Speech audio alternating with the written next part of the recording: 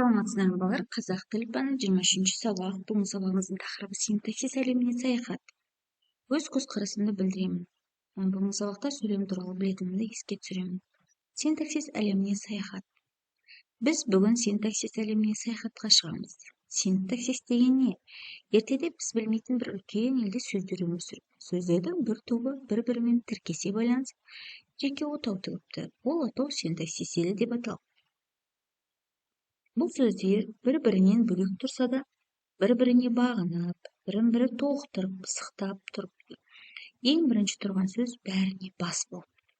Ал ең соңғы сөз өзінен кейін ешкімді жібермей, ойды тиянақтап тұрыпты. Сонда синтаксис біз білетін сөйлем және оның түрлерін зерттеумен шұғылданамын.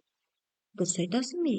Синтаксис сөйлем түрлерін, олардың жасалу жолдарын, сонымен бірге сөз тіркесі мен сөйлем мүшелерін және олардың мағыналарын мен жасалу жолдарын қарастырады.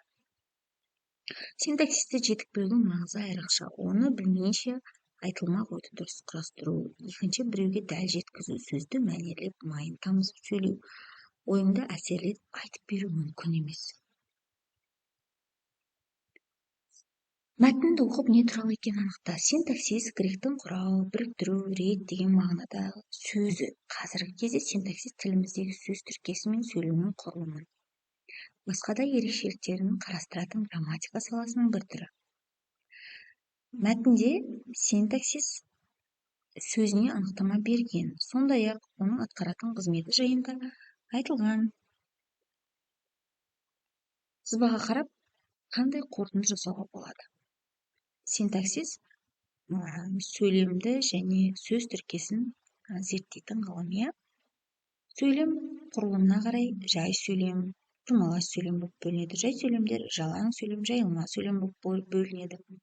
Құрамына қарай сөйлем мүшелеріне және оқшау сөздерге бөлінеді. Сөйлем мүшелері құрылауыш және тұрлаусыз мүшелер болып бөлінеді. Құрылаулы мүшелер бастауыш және баяндауыш, ал тұрлаусыз мүшелер анықтауыш, толықтауыш, пысықтауыш. Ал енді сөйлем айтылу мақсатына қарай хабарлы, сұраулы, лепті болып үш түрге бөлінеді. Жай сөйлемдерді сөйлеудің айтылу мақсатына қарай бөлінетін түрлерімен сәйкестендір. Хабарлы сөйлем, сұраулы сөйлем, лепті сөйлем. Ақбатамды бердім. Лепті сөйлем сауысқан шылықтайды. Хабарлы сөйлем баланы уатама. Сұраулы сөйлем ірімшік сүттен жасалады. Хабарлы сөйлем күннің суығынай. Лепті сөйлем жұлдыз жымыңдайды. Хабарлы сөйлем. Берілген сөйлемдерді жалаң және жайылма сөйлемдерге ажырат дейді. Жалаң сөйлемдер сауысқан шылықтайды, жұлдыз жымыңдайды, баланы уатама, күннің ыстығынай. Жайылма сөйлемдер ақбатамды бердім, ірімшік сүттен жасалған. Кішкентай сауысқан шылықтайды, аспанда жұлдыз жымыңдайды. Жадыра баланы уатама, бүгін күннің суығынай.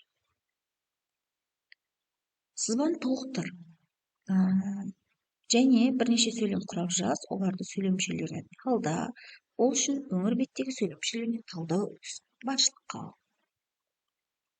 Сөйлем мүшесі толық мағыналы сөз болады, белгілі бір сұраққа жауап береді, басқа сөздермен байланысқа түсіп тіркес құрайды. Балалар аулада ойнады. Талаптанғанның еңбегі жанады. Мен әжемді сыйлаймын. Аспанды қалың бұлт торлады. Балалар кімдер? Балалар бастауыш не істеді? Ойнады. Баяндауыш қайда? Аулада. Тұрлаусыз мүше. Талаптанғанның еңбегі жанады. Несі еңбегі жанады? Баяндауыш. Талаптанғанның тұрлаусыз мүше. Мен әжемді сыйлаймын. Мен кім? Мен бастауыш сыйлаймын. Не істеймін? Баяндауыш кімді? Әжемді. Тұрлаусыз мүше. Аспанды қалың бұлт торлады. Не торлады? Бұлт торлады. Бұлт не істеді? Торлады. Бастауыш, баяндауыш және аспанды. Нені? Қандай бұлт? Аспанды торлады. Қандай бұлт торлады? Қалың бұлт торлады. Бұл тұрлаусыз мүше болып табылады.